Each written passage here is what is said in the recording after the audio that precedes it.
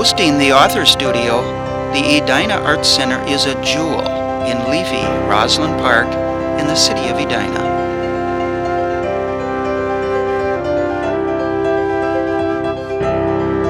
It showcases the Peggy Kelly Media Art Studios, the Margaret Foss Gallery, and the Clark Gift Shop. We have a full-service media transfer department where our staff is close enough to keep your projects simple. Our gallery offers many shows throughout the year, including our annual Members Juried Show in the fall. The center serves over 5,000 students and guests each year and offers classes in painting, drawing, jewelry, photography, writing, and many more. Our pottery department features 15 different kilns, and we're known as the biggest little pottery department in Minnesota.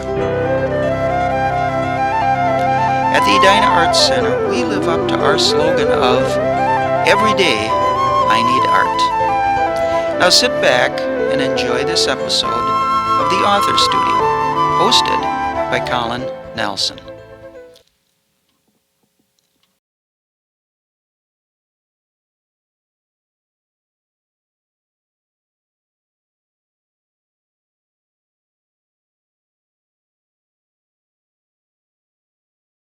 Good morning. Good morning. Good morning. Good morning. And welcome to the Edina Art Center. My name is Colin Nelson, and also welcome to our program, The Author Studio. William Kent Krueger is our guest today, and we will get to him in just a minute. But I'd also like to thank you for coming today and encourage you, if you have time afterward, to wander through this fascinating building. There is art everywhere here. Pottery, painting, sculpture, there's art everywhere, every corner. Also, I'd encourage you to think about, if you're interested, membership. You do not have to be an Edina resident to be a member here, or you might consider classes, things like that. In addition, particularly in December, our gift shop, which is to your right, has spread all over this floor with various items that would make wonderful Christmas gifts. If you think about local sourcing, buying local, all this artwork is from local people. So you would be buying local if you were to buy some of the artwork. We will run for an hour. I'll talk to Kent for about 35 minutes, and then we'll open it to questions. So think about what you might want to ask. Also, I'd like to ask you, if you're new here, if you would please put your name and your email. We will keep in touch with you about future Author Studio events. We meet here the second Saturday of every month with the exception of the summer. In January, I have a local freelance journalist who has written a wonderful book about the history of Minnesota in the 70s. And some of you may be embarrassed when you see yourself in some of the photos, but how you were dressed with the wide lapels and plaid pants and things. Anyway, Dave Kenny will be here on the second Saturday in January at 10 o'clock. So, William Kent Krueger, I'm sure you all heard of.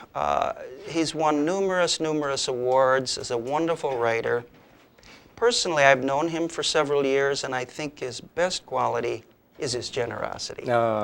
He is so generous to his readers, to his dog, to fellow writers, new writers. He's always been a very generous person. So, Kent, thank you for coming. What a pleasure to be here, Colin. Thank you for inviting me.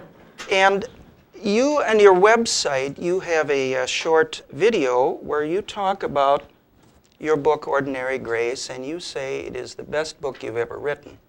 For those of us who've read it, I agree. So let's start talking with Kent about Ordinary Grace. We will not forget Cork O'Connor, though. Thank you.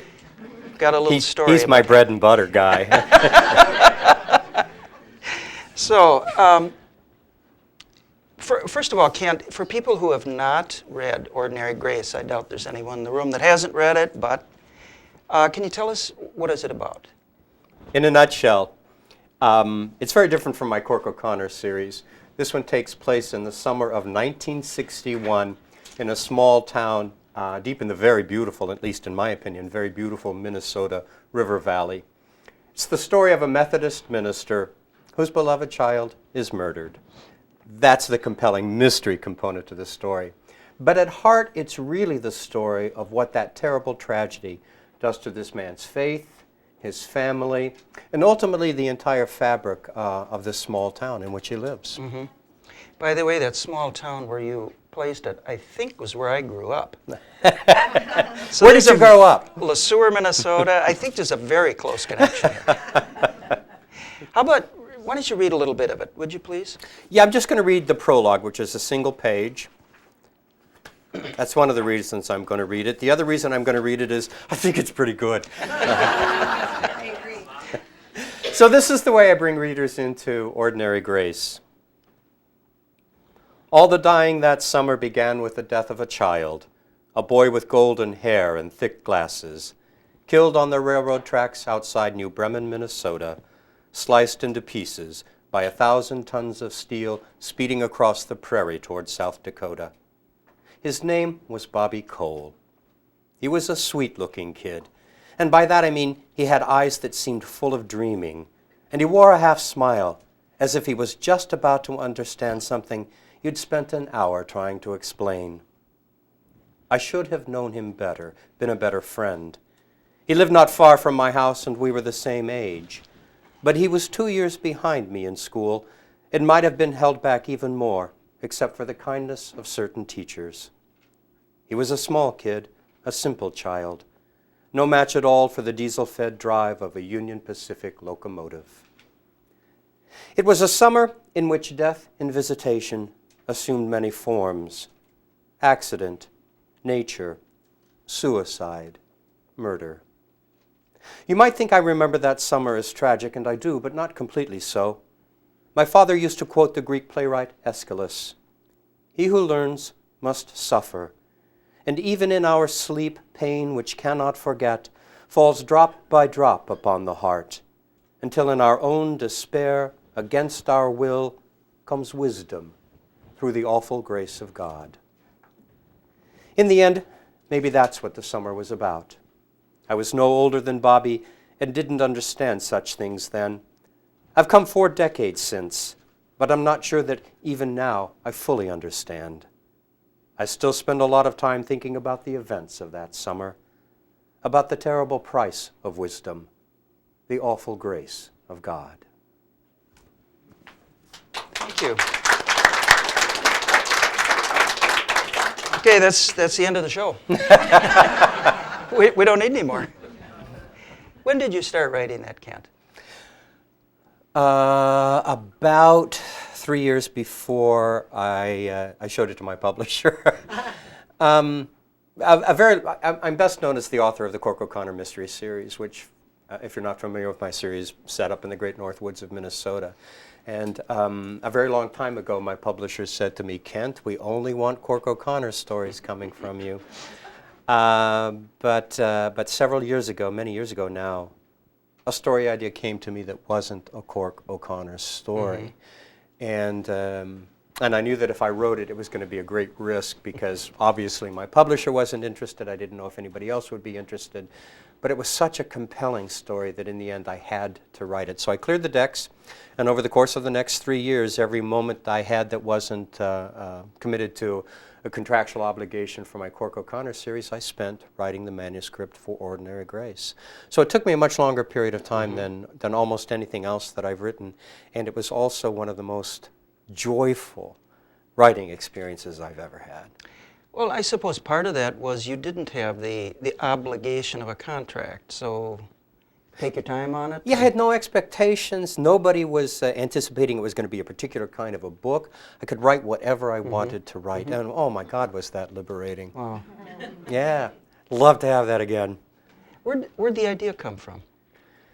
Do you know, for a very long time I had wanted to write a story that would allow me to revisit a very important period in my own life, the summer I was 13 years old. I don't know being 13 years old is like for the women in this group, but for guys, it's a really important time in our lives. We're standing at a threshold. We've got one foot in our childhood and one foot poised to take us into our manhood, but we're not ready to go there yet. I so clearly remember, have always remembered, the summer I was 13 years old. And I wanted to go back and revisit that summer and recall all of the details of it and try to put it on the page in such a way that readers who hadn't experienced it could. So I wanted to do that, and also I wanted to write a story that would allow me to explore more deeply the whole question of the spiritual journey. And I'd been casting around for kind of the right elements, and they kind of suddenly coalesced when I decided I was going to write about a minister and his family in this small town of New Bremen. Yeah, I remember my summer of 13, but I was getting into a lot of trouble. Yeah, well, so was I. You know, Which boys do at 13. The kid in this story is not getting into trouble. Why did you pick a small town? Because that's where I was when I was 13 years old. From the time I was 11 until I graduated from high school, I lived primarily in small towns, first in Ohio, then in Oregon, and finally in California. And I so loved the small town experience. And so I knew this was a story that needed to be a small town setting. It was an intimate kind of story. You and I have talked about that before. I think for those of us that have grown up in a small town, it's a microcosm of a big city, but because it's small, you get to meet and know everyone. The butcher, the baker, the candlestick maker. Was that your experience? Oh, absolutely. And the other thing about a small town is it doesn't matter whether you're writing about a small town in New Jersey or a small town in Missouri or a small town in California or a small town in Minnesota. There are elements of all small towns that are the same, and people resonate to that. So you take this place that people know, and then you work at creating it as a very specific place. So you remember the details, and you put in the details that make this, yes, a small town, but a small town particular to the Minnesota River Valley, for example. Well, I found that all the nuances and that you hit it.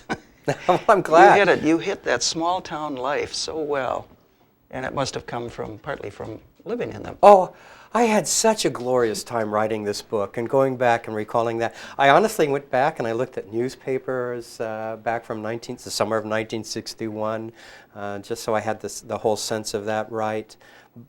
But really, for the most part, I just hauled up my own recollections, which were really amazingly clear.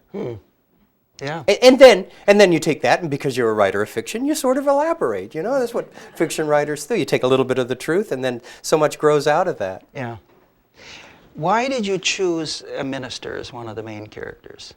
In my initial thinking, and I think one of the things that prevented the story from ever really going forward very early on in my thinking was, I thought I was going to make the father a high school English teacher in a small town, which was my experience. My father was a high school English teacher in a number of small towns. And while that was okay, I could relate to that experience, there was so much that I wanted to talk about that wouldn't allow me. But as soon as I decided, oh, this is going to be a minister and his family, things just opened up beautifully. My family, a lot of my family are ministers in fundamentalist churches in Oklahoma. And so I understand my cousins were PKs, preachers' kids, and so I knew pretty well what that experience was like. And you take that along with being the son of a high school English teacher in a small town, because ministers, teachers, those are positions that in small towns are elevated, and people respond to them in a particular way and have certain expectations about not only the teacher or the minister, but also the families. So I could relate to that experience. But choosing the family to be a minister's family, that was really like the brilliant stroke, the thing that made everything come together for me.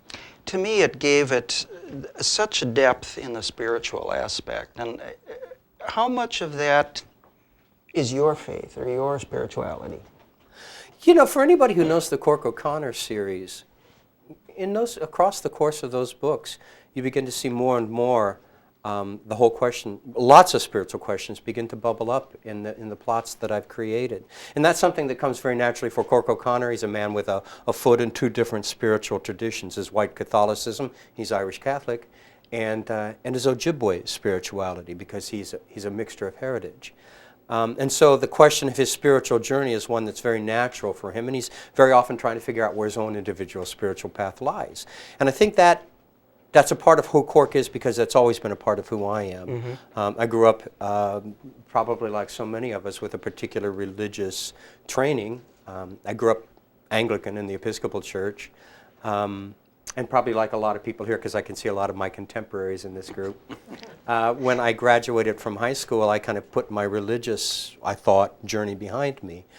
But the more I wrote the Cork O'Connor novels, the more I saw that no, the spiritual quest was still something that was an important part of who I am.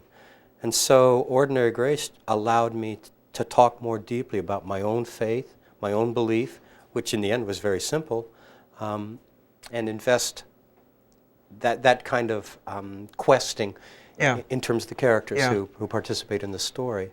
Yeah, and particularly for a mystery story. I mean, normally in that genre, we don't think about, well, sometimes you can, but you don't always think about a spiritual quest or spiritual aspect. But you put that into the book very nicely. Thank you. And you're right, it is, when you're talking genre, when you're talking the mystery genre, the crime genre, spirituality is not often an element that you associate with murder stories, you know? Go figure. Maybe they feel sorry. Yeah, some regret. I don't know if that's necessarily a spiritual inclination, but... Also in your the video on your web page, you said that you put everything you knew into this book. Can you tell us a little bit, what did you mean by that? Don't give away all the secrets. I won't. Or the tricks, but... the one thing that I know absolutely about storytelling is that it's about people. When readers of mysteries think about a mystery, very often they think a great plot. And yeah, plot's an important part of a good mystery, but that plot isn't what makes that story great. What makes that story great are all the narrative elements that surround that mystery and support it, surround that plot and support it. I'm talking particularly here character, realistic, deep characterization. I'm talking a profound sense of place, which is another thing that I tried to bring in terms of my understanding of storytelling to Ordinary Grace. I'm talking powerful language. If you look at the language of Ordinary Grace, my father was a high school English teacher. I tried to make him proud in this book. Atmosphere, all of these narrative elements that support the plot and that really are what make a story great. And so that's what I tried to bring to this story. Not that this is one of the most easy-flowing plot lines I've ever written. A mystery is a very tightly woven plot line. Everything depends so significantly on everything else, and in Ordinary Grace that wasn't the case. I kind of let the story take me where it wanted to go, and I followed it. And so I guess that's what I mean, is I trusted my own senses in terms of creating a story to guide me to the place I ought to be. I was so happy I did that. What do you like best about the story? I love the voice. I love the voice of Frank Drum, this 13-year-old kid. Those of you who have read Ordinary Grace, you probably went right over your head because you're readers. And maybe you're perceptive readers, but when you're a writer, you're always looking at how a writer goes about doing what he or she has accomplished. The voice of Frank Drum was a tricky element of the story, because Frank Drum tells the story from the perspective of 40 years later. So in this book, I had to capture the voice of a 40-year-old man, at this point he's in his 50s-year-old man, recalling events 40 years earlier, and then relaying those events in the voice of a 13-year-old kid. So it was a very tricky line to walk. And that's one of the things that I'm proudest of. I think I got, boy, does this sound conceited. I think I got that voice just right. But that was it, you know. The voice was the other thing that helped me tell the story when I heard Frank's voice, because I tried it several different ways, and when finally it was Frank's, initially I thought the minister was going to tell the story, but when it was Frank's voice, this 13-year-old boy telling this story, that everything kicked in. It just kicked in. Well, it's hard as an adult to go back and remember what you thought when you were 13, how you talked, what was important to you. Yeah. You've forgotten. Or most of us do. We forget those things. Unless you're a writer. Then you, I think that's one of the reasons you're a writer, or that we're writers, is we have that capacity to recall and then elaborate. Yeah, and certain details trigger your memory. Well, you know, there's a statement in the book that when we look back at our lives, what we're seeing is a path that leads into and out of shadow. And that's anybody's history. And so when we remember our lives, what we're remembering are certain things, and then we construct a story around those specifics that we remember. When any of you sit in a room and you're with your family, your siblings, whatever, and you're recalling an event, how many of you recall the event in the same way? Yeah. We all remember what's important to us, how we perceive things at that point in our lives. Right. Any more books coming after Grace here that will be similar? Yeah, I'm writing a companion novel. Maybe a secret you don't want to tell? No, that's okay. I'm writing a companion novel. I just finished the first draft in the next in my Cork O'Connor series, a really terrific book called Wendigo Island. That'll be out in August of 2014. But as soon as I complete the revisions, I'm going to go back to a project that is a companion novel to Ordinary Grace. It's a novel that will be called This Tender Land. It also takes place in southern Minnesota, and it is also a post-World War II novel, so set in the past. Yeah. Which brings up an interesting point that I think is unique about you. You have lived all over the United States. You chose to come to Minnesota, and you've told me you love it here, right? Yeah. And I know you've been all over the state. You like Minnesota, even today. Yeah, even on a day like today. That doesn't mean I sometimes want to get out of Minnesota. Why don't you set something in Florida? Like, You know- can't Cork O'Connor go to Miami Beach? I've been trying to figure out how to get him to the Mediterranean, honestly. But you know, one of the things about a series like Cork O'Connor is there are certain expectations that readers have about the story you're going to create. And if I take Cork O'Connor and I put him in a really alien environment, readers aren't going to want to follow him to Key West, you know? Yeah. So if I take him out of Minnesota, I have to put him in an environment that's very similar. So I took Cork out in Heaven's Keep. He's in Wyoming much of the time, very rugged landscape. He's battling the elements, which is often what he does in the fictional Tamarack County. I took him to the Upper Peninsula of Michigan, the UP, which is very similar to northern Minnesota. Right. But I would never put him in New York City for a whole story. I would never... Key West, he'll never get to Key West, I don't think. Maine might be an interesting one. You could write off your trip for research. Yeah, that's why I keep looking for ways to get him to the Mediterranean. Yeah. I have an interesting story. About 3-4 years ago, Kent and I were at an event in Elk River. It was where the readers would pay for dinner, and then we would talk to them. And a number of the readers that came were dressed like Cork O'Connor. Do you remember that? I do. Plaid shirts on and goofy hats and boots. Oh yeah, Cork dresses that way.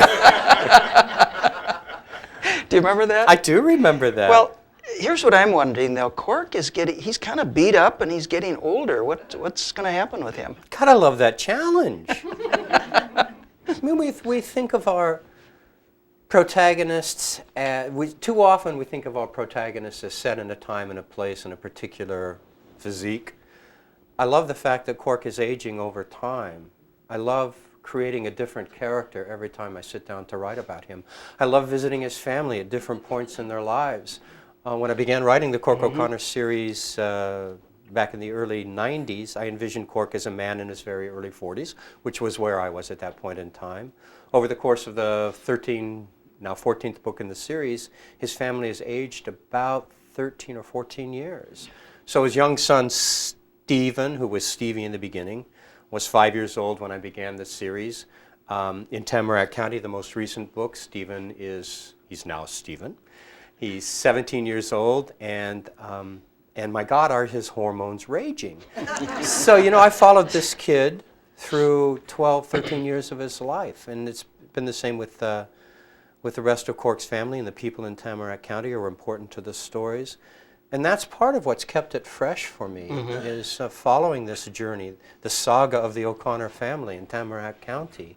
And I hope that's part of what keeps it fresh for readers, because every time I sit down, I'm writing about different people. So I'm very interested to see what Cork will be like when he's my age. And I'm not going to tell you what that is.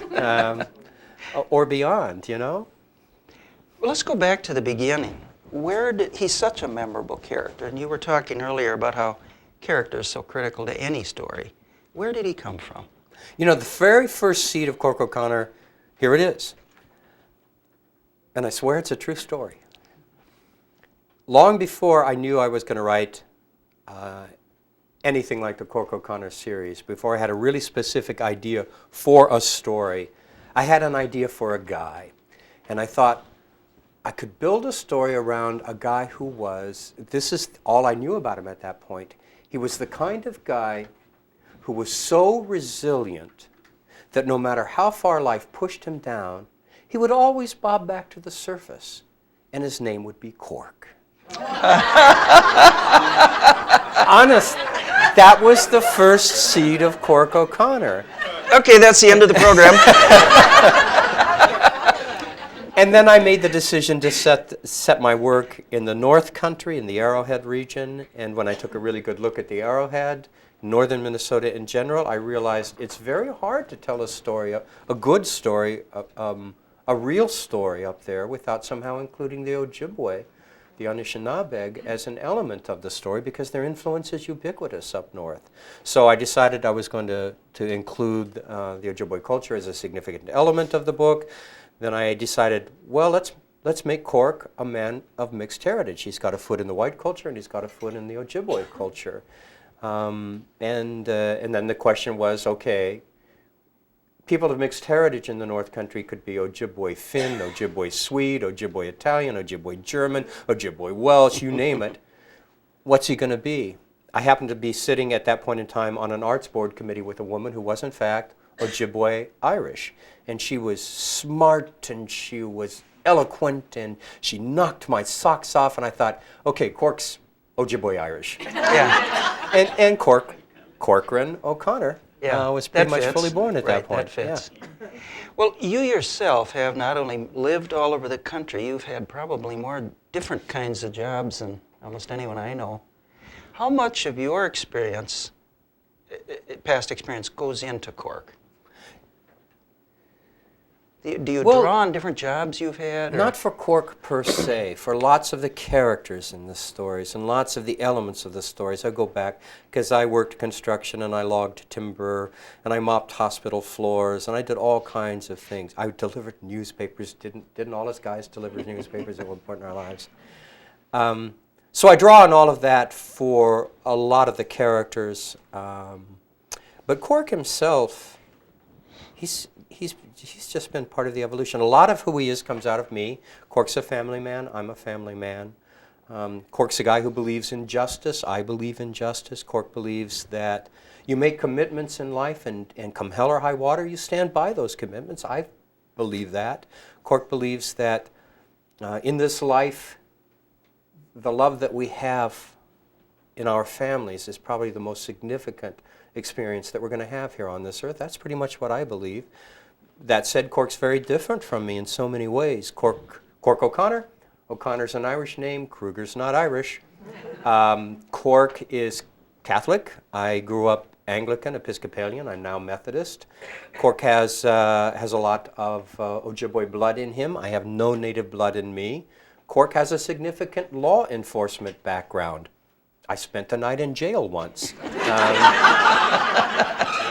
So there are significant differences. I can see that. But how Cork perceives the world is how I perceive the world. Pretty much how Cork responds to the world is how I respond to the world. So we're pretty tied together in that respect. But he's a great deal more than I could ever be. You're better looking. Well, how do you know? I don't describe Cork very much. In my mind, Well, for Cork particularly, I've tried to keep away from describing him, because my experience is, or my belief is that readers need to see Cork in whatever way they visualize him for him to work in the stories. So I've never given him a big physique indication. Like occasionally I'll make a reference to the color of hair he has, that kind of a thing. But I think readers need to, what they need to do is inhabit Cork. They need to see his world as Cork sees the world. So from the inside, psychologically, they need to know who he is. And physically, they'll construct him in the way that works for them. I don't know how many of you readers have had this experience. You have a protagonist, Jack Reacher, for those of you who know Reacher. You have an idea of a protagonist, and then they put this guy on the big screen, and you're going, that ain't him, you know? So, well, it's a good point. No matter how good of a writer you are, the reader's imagination is always going to be better absolutely. than anything anyone can write. And you know, that goes to the heart of so many of the elements, particularly in the crime genre. People ask me, how do you make your decisions about how much sex you're going to put into the novels, how much violence you're going to put into the novels? And the one thing I know is that if you point the reader in the right direction and you give the reader all of the information that he or she needs to construct a scene, they'll do it far better than you could do it on the page, in their heads. How about the Ojibwe culture? You write about that very knowledgeably. How do you do, or did you do your research? I write about it apparently very knowledgeably for those of you who aren't Ojibwe, which is most of my readership. But I do write it in a way that I hope that anyone who does have native blood, and then particularly Ojibwe blood, will see, it will resonate with them, that they'll see it as a believable evocation of their particular culture. And I have to tell you that that all of the responses that I've had from Ojibwe readers have, without exception at this point, been nothing but complimentary of how I've dealt with the culture of the Anishinaabe, which pleases me enormously. I do a lot of research. I have lots of friends in the Ojibwe community. But one thing I'm terribly aware of whenever I'm writing a story is that I'm trespassing. I'm trespassing on a culture that's not my own. So I try very hard to get it right. And I imagine you've spent time up in the region talking to the local people? And as much as I can, and when I know I'm going to use a particular reservation or a particular town, I'll go to that town to make sure that I've got it right, and I'll talk to folks, and yeah. I see a connection between the spirituality of the Ojibwe people in the Cork O'Connor books and the spirituality in Ordinary Grace. Different religion, different beliefs. Is it intentional? Is that a continuation of your own spirituality? I think it's just a simple statement of what I've come to believe after all of my years, after 60 some odd years of my own spiritual journey, and writing often about the spiritual quest for Cork O'Connor as guided by his mentor Henry Malou, who is an Ojibwe Mide. And it comes down to simply this, Colin, it comes down to simply this.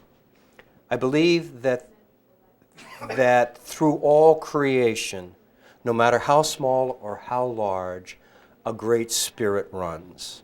And some people call this spirit God, and some people call it Allah, and the Ojibwe call it Kichi Manadu, the great spirit, or more appropriately, the great mystery. But it's all the same, no matter what you call it. And when we're born, we come out of that great spirit, out of that great loving heart. And while we're here on this earth, in this flesh, we're never alone. That spirit is everywhere around us. And when we die, we just go right back into that great spirit, that great heart that we sprang from. It's that simple for me. And when you look at the heart of, particularly of Henry Malou, as he expresses his understanding of Kichi Manadu, the great mystery, it's that simple. It's everywhere. It is everywhere. There is nothing that we look at that's dead. Everything has spirit. My understanding of that culture is even the rocks, water, all is inhabited by even spirit. A falling, rotted tree has spirit.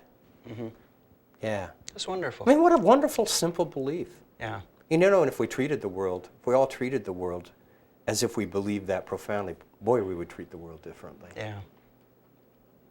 Now I'm off my soapbox. A few years ago, once again, I think we were at a Barnes & Noble or something, an event, and you told me that one of your books had actually made it to the New York Times bestseller list for 13 seconds. Yeah. Do you remember that? Since then, of course, several of your books have been on the bestseller list for a long time. 13 seconds, each one. All of the books, beginning with Vermilion Drift, have been on the New York Times bestseller list. One of the things, and there's good about that and there's bad about that. The good is, of course, it opens a lot. Once you can say that I'm a New York Times best-selling author, it opens a lot of doors, and people start to look at you in a different way. The downside is that there becomes an expectation on your part, on readers' parts, and particularly on your publisher's part, that every book going forward will not only hit the Times list, but will hit it higher. Wow. So, Yeah. you begin to feel a little different kind of pressure than you've felt before. That said, I would never give it up. Right. I like being able to say, I am the author of the New York Times best-selling Cork O'Connor Mystery Series. That's what I was going to ask you. Does that in some way, I don't know, vindicate or support you in your writing to have awards like that? I wrote for so long. I wrote for 20 years before anybody paid me for my work. And I never have looked back on that time as wasted time.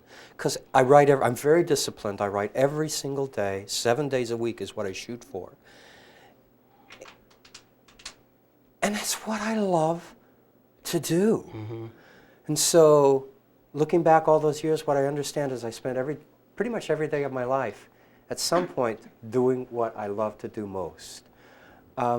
So even if I weren't published, and this is what I tell my writing students back in the days when I taught writing, if you're here because you think you want to be rich and famous, and you like the idea of being called a writer, you're probably going to be disappointed in your experience. But if you're here because writing is what you love to do, you're going to have an entirely different experience, because in the end it's probably not going to make any difference whether you became rich or famous, because what you will have done is spent your life doing what you love to do.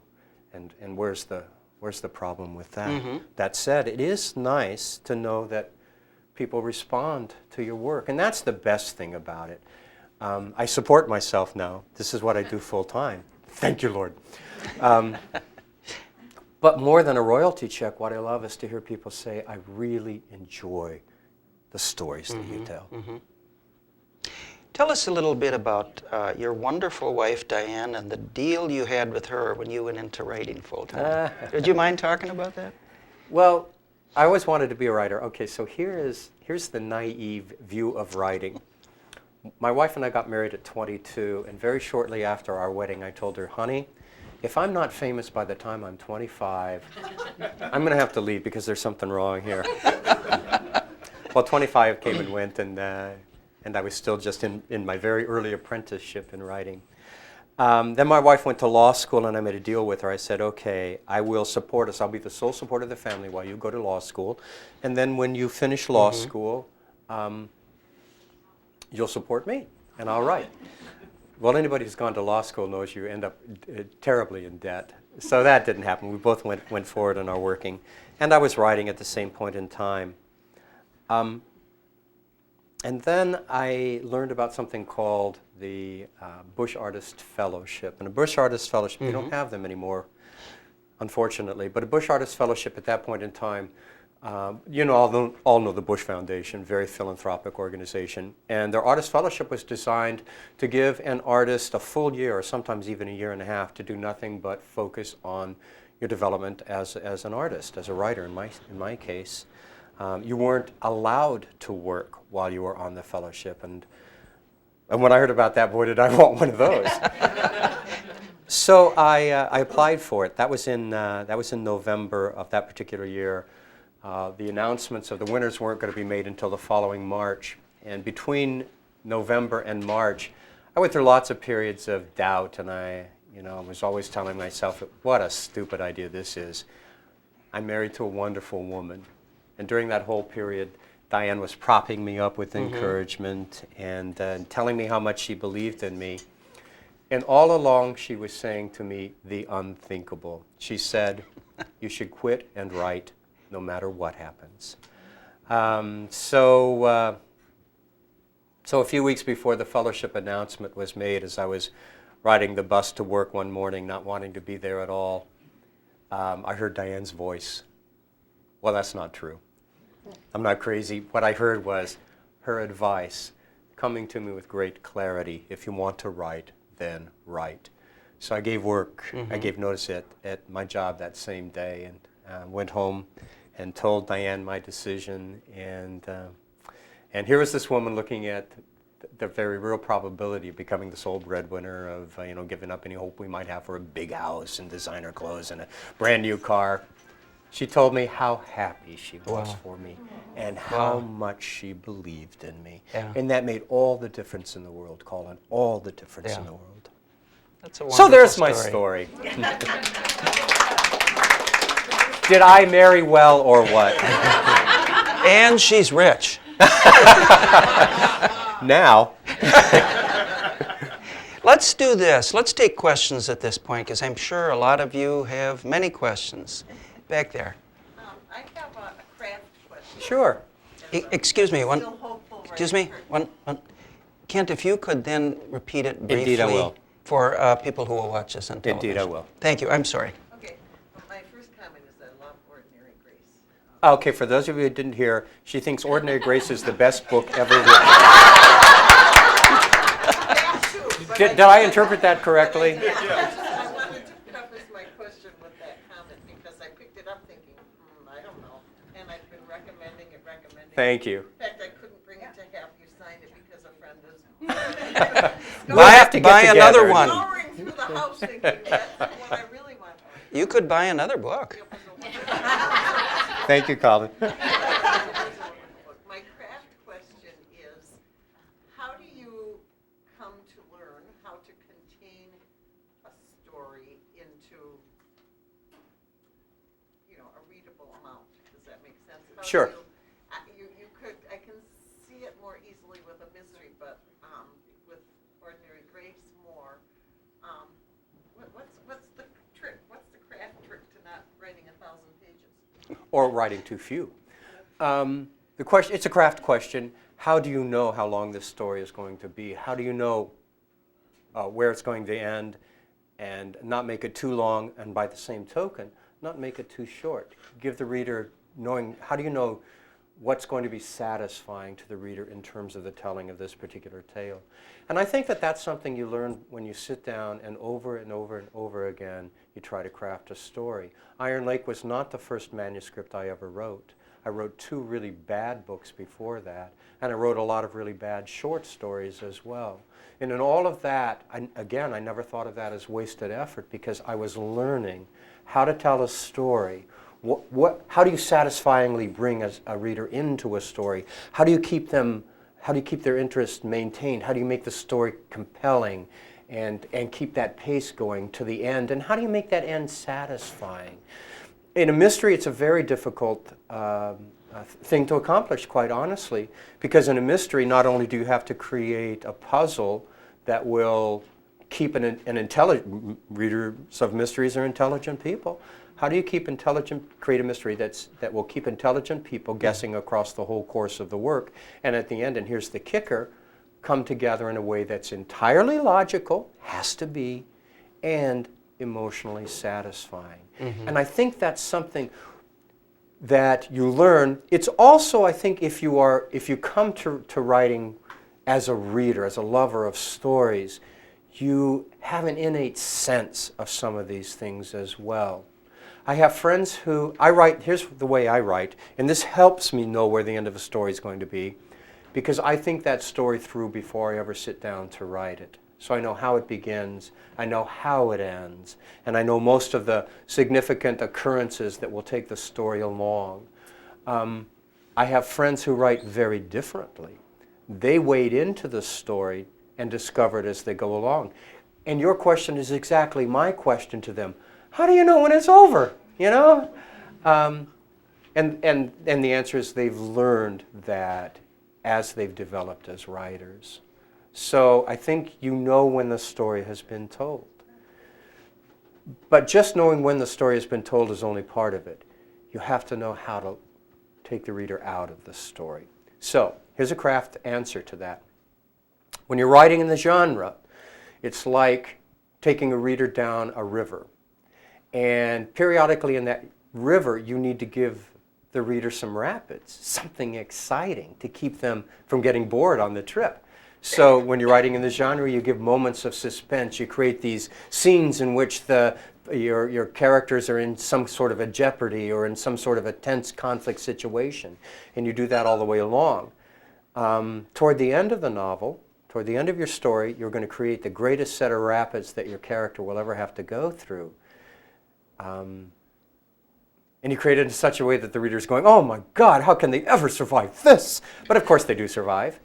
And then, at least in my own experience, knowing how to take the reader out of that story is important. And in my own experience, I tend to take the reader out with some gentle, much gentler section.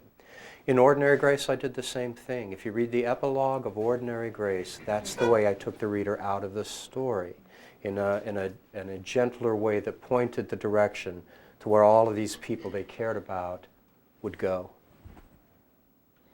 Yeah. That was a long answer to an intriguing question. Back there with the blue blouse Yes. and watch. I was at the University of Minnesota a couple years ago, and you gave a similar talk, and you gave some credit to editors because at least this is what I heard, and you said every word is precious to the creative person, so you need someone's help to make it more marketable. So you're not doing 1,000 pages, you're doing 500 or whatever. Is that correct or not? To a certain degree, that is. What I probably said is every writer needs a good editorial eye, because you have to kill your darlings, is the phrase that we use. There are times when you get so emotionally attached to elements of the story that really don't move the story along. And you have to have somebody who can look at that and say, that needs to come out. That doesn't work. That kind of a thing. So editors are very important, but it's not always the editor at your publishing house who does that. For over 20 years, I was involved in a mystery writers support group. We called ourselves Creme de la Crime. And that was the editorial eye I was really relying on significantly at that point in time. I think you also mentioned that you had certain titles and they helped you with the titles. Could you give us an example? I wouldn't say they helped me with the titles. They sometimes insisted I change the titles. So, for example, my first published novel, Iron Lake, when I sold it to my publisher, was not called Iron Lake. It was called Wendigo, or Wendigo, because the myth of the Wendigo ran significantly through that book. My publisher decided it was too native. It would niche it too much as a Native American mystery, and they wanted it to reach a broader audience. So they asked me to come up with a different title. I finally offered Iron Lake to them. They liked that. My second novel, which currently is called Boundary Waters, was not called Boundary Waters when I sold it to them. It was called Downwind of the Devil. I love that title. My editor didn't. And so she asked me to come up with a different title. I came up with Boundary Waters, which they quite liked, and which in the end I think is a good thing too, because a lot of people who come to my work discover me in Florida or California or New York, and they come and they discover my work with Boundary Waters, because so many people out there did the Boundary Waters with a youth group or with a Boy Scout troopers long ago, and seeing the Boundary Waters was a connection. So it was a good move. And that's when I saw, okay, we're doing a two-word place name title thing here. Let's just stay with that. So every other title that I've given them have been the first title I gave them, and I think significantly about that title, because I want a two-word place name that doesn't just nail it in place, but also can have a larger connotations, that kind of a thing. Try once more. Can you tell about your misadventures with the movie industry and TV? Oh, that's a long story, Not too long. I'll let someone else and talk. so sad. Someday, if you come to one of my events, I will tell that very long story. It's a great story, but I think it's too long for us today. Thank you. Yes, I I have saw. a question down the front. Warren. I wonder about the writing process itself for Ordinary Grace, how different that was from your other writing. If the process itself may take more time, and you said it was really a work of joy this time. I just wonder how that's different. Yeah, the question was, how did the writing of Ordinary Grace differ from the writing of one of my Cork O'Connor novels? And it differed significantly in this way. As I told you, I typically will plot out my Cork O'Connor novels from start to finish. I'll know all of the motivations. I'll know many of the points of suspense that I'm going to write to. I try to know as much of the story as I can before I sit down. Ordinary Grace, that was not true.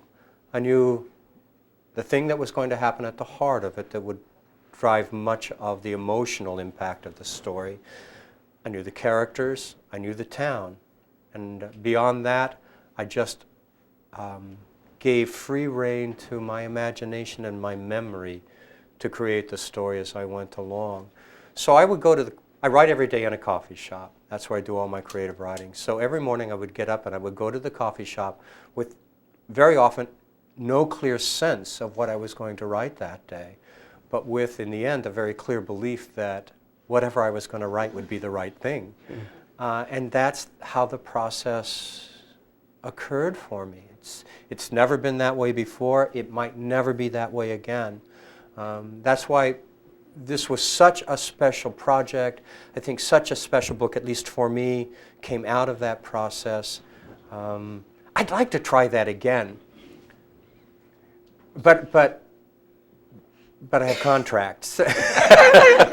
Was it more fluid?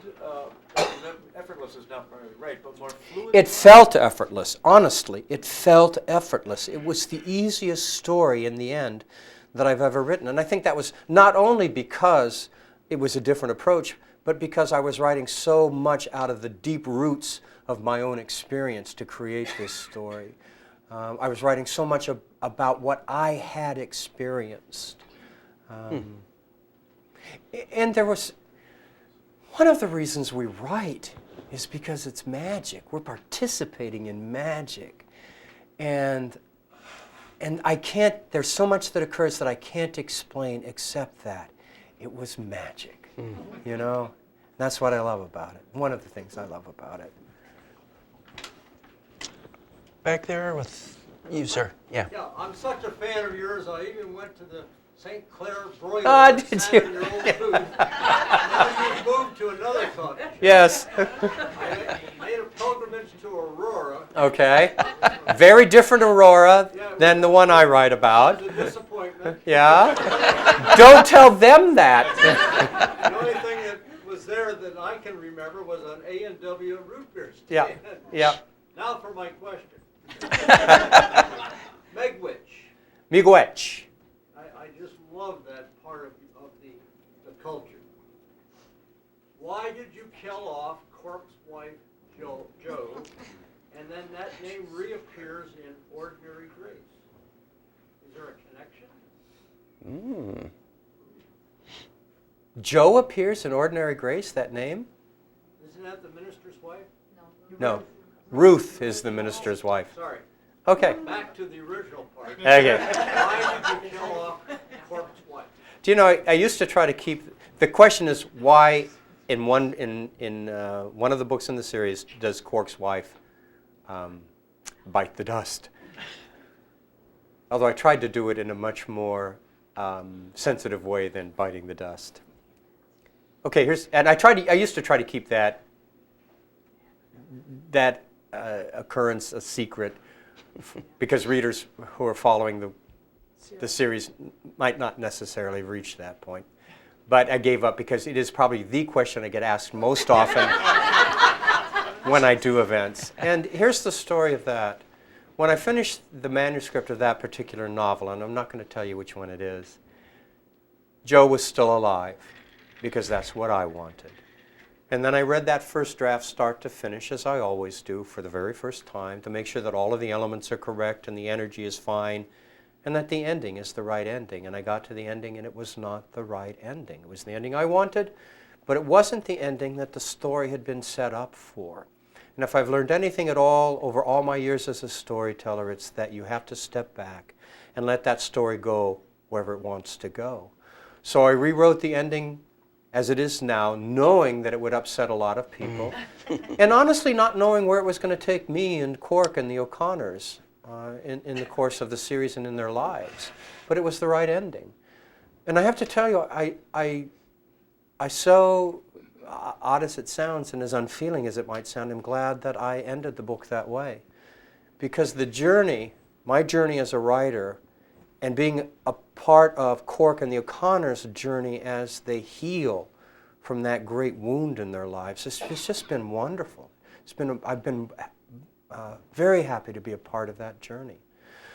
And again, I go back to, I never want to write a book in the Cork O'Connor series and have readers be able to anticipate what I'm going to give them.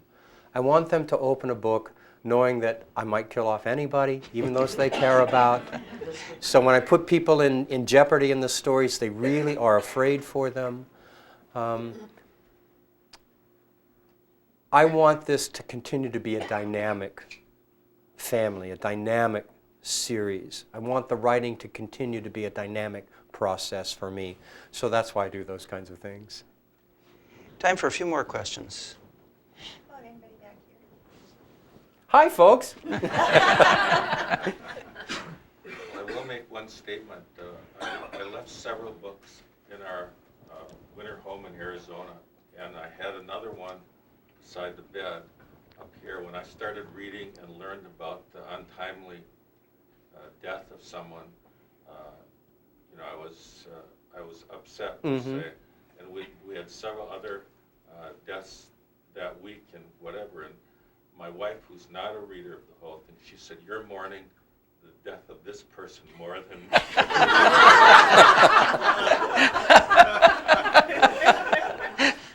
For those of you who didn't hear the comment, it kind of goes back to the heart of something that amazes me. That if I've done my job correctly, when someone in my story dies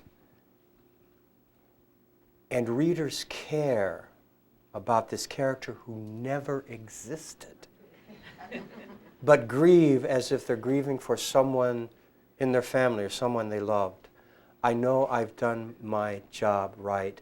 And again, that comes back to part of the magic of storytelling.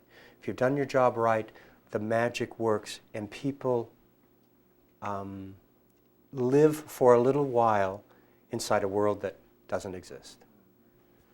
And although I will periodically surprise them with deaths they would rather not have, I also think that I give them a place where for a little while they can get away from the regular, everyday, pressured lives and come to this place that doesn't exist, Tamarack County, and become involved in an adventure there, a mystery there, exciting part of some fictional people's lives. I like doing that. I have one comment too. I love the ending of Ordinary Grace. They're just that last puff away. Mm-hmm. Yeah, I love that. I've seen so many people die with that last puff, and you know that they're joined, those that have gone before. The two most difficult pieces of Ordinary Grace to write for me, she was commenting on the epilogue in Ordinary Grace and the ending, that all that in the end separates us from those whom we love who have passed on is that final puff of air. I spent more time crafting the prologue and crafting the epilogue. And crafting, the other piece I crafted was the sermon that Nathan Drum delivers to his congregation following a particularly important death in the book. And I wanted those to read smoothly and carry the rhythm and create a drive that in the end, that last line would sit with them for a long, long time. I'm glad to hear that it did. Thank you. Thank you. One more question, way in the back. Thank you for all your comments today, Mr. Krueger. I'm just curious, we often hear about how the writing community in Minnesota is kind of special. So it's so supportive of each other, and I was just wondering what your experience has been with that. And also, what's on your nightstand? What are you reading right now? Let's see. The first part of this question was directed to the nature of the writing community in Minnesota, which tends to be a very tight-knit, very encouraging, very supportive community. That's particularly true in the genre writers in our area, the crime writers. We all know one another very well. We've all at one point in time given encouragement or dust jacket quotes or whatever for each other. And that's true not only of Minnesota, but that's true of the community of crime writers across the country. It's a very, go figure. Here are people who perpetrate all kinds of horrible things in the pages of their work. And yet you meet them and they're the nicest folks you'll ever encounter. We're still trying to figure out that one. What was the second part of that question? What's on my nightstand? Do you know, so much of my reading these days is reading that I've been asked to do so that I might offer a dust jacket quote to a writer who's breaking into the business. And all of us do this because writers did it for us as we were breaking in. So I've got a couple of books on my nightstand that it's not always the experience that you read one of these and it knocks your socks off. In fact, less often than you'd hope. But I've got a couple of books on my nightstand that are doing that. One is called Indefensible, and it's a first novel. And I would love to tell you the title of the other one, but it escapes me. But you know what I've just read recently? One novel that knocked my socks off by a Minnesota writer is a book called Little Wolves by Thomas Maltman. And that's a book that I have highly recommended to groups everywhere that I talk. If you haven't read, and I don't do this just because Colin is a friend of mine, if you haven't read Colin's work, you need to read Colin's work. Well, thank you. If you're talking about understanding suspense, if you're talking about understanding pace, read Colin's work. It's great stuff. Thank you. And on that note, I think we're out of time. Thanks, guys. My pleasure. My pleasure.